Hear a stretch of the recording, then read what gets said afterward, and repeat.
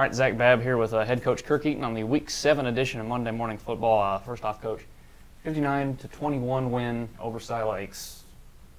Just how do you think your team did? We took care of business. We went in there and, executed the game plan that Coach Brister, Coach Rogers put together, stayed healthy, played a lot of people, and kept us right in the thick of a district championship race. And so I think, as far as all the goals went, we checked them all off. Did what we were supposed to do. All right, quarterback split. Hank House, Geikus, both got tons of playing time in their own right.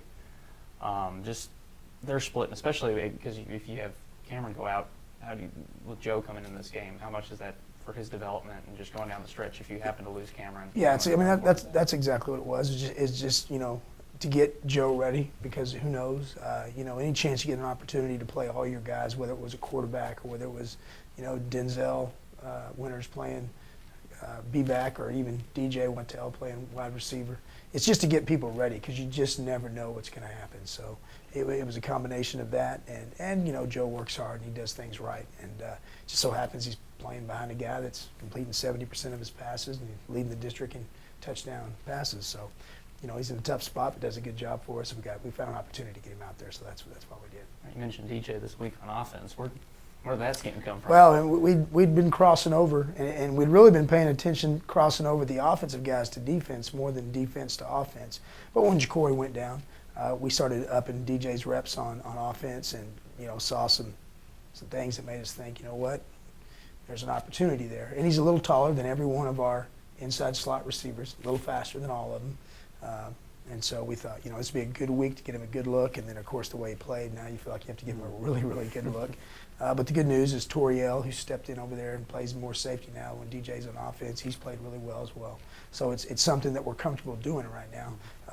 And at the end of the day, DJ always comes back to defense for 15 minutes and gets those reps that he needs. And right now we haven't needed him on defense because of the way Toriel's played, and we could use the extra, shot in the arm, so to speak, on offense. So, definitely we're going to play with some things there and see what he can bring to the table.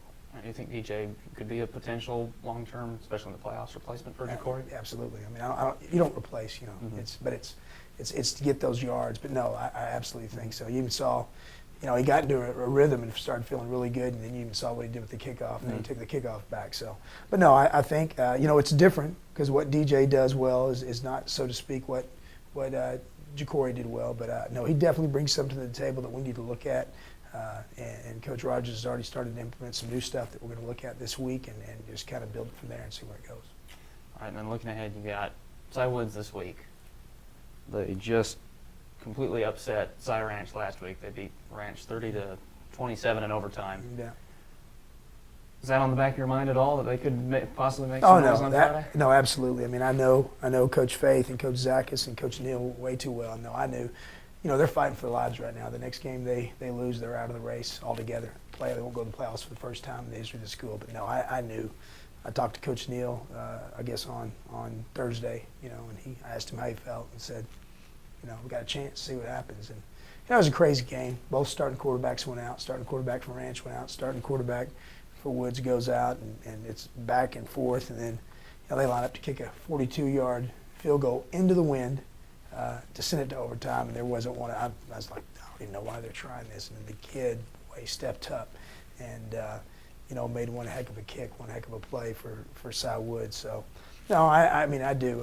I think there's about 6 or 7 teams that on any given night can beat anybody, and you saw that last week with Woods jumping up and getting Ranch, and Creek jumping up and getting Ridge. So, no, that's kind of how all the coaches have kind of always felt. So just one of those weekends where it actually felt like it could, even though people weren't thinking it would. Last question, Coach.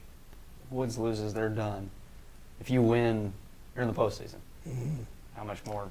Well, I talked to the varsity today before we broke to go to our meetings and lift weights. I said, who's more desperate? Is Cy Woods more desperate to keep their season alive, or are we more desperate to clinch a postseason berth? So I said, that's kind of how it goes, and I asked the guys that, and I kind of got the answer I was wanting based on their response. So, the key is we got to go to work today and put the first part of the game plan in. You're going to put a third in today, a third in tomorrow, and a third in on Wednesday. And, I feel like, whoever has the best practices between the two schools, and with us and them, I think it's going to be whoever runs the ball best on Friday night is probably either going to keep their season going or clinch a playoff berth, and I certainly hope it falls, the Golden Eagles' way. All right, Coach. Thanks for your time. Good luck.